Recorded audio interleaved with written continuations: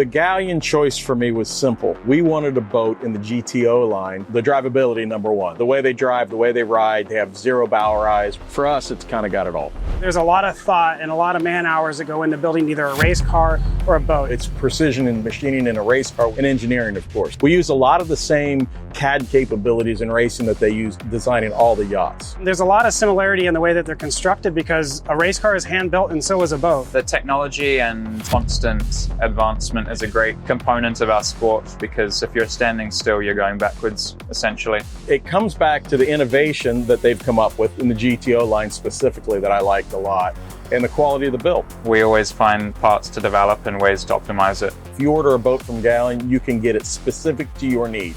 Form and function are tough because you want a boat to look good, but you also want it to function well. We're always searching for balance. We obviously want to make it as compliant as possible, but as well, we want the balance to feel good. I think that Galeon has done an amazing job of blending form and function absolutely perfect. It's very difficult to manufacture a boat at a high level, and I think Galeon have that all wrapped up. There's nothing better.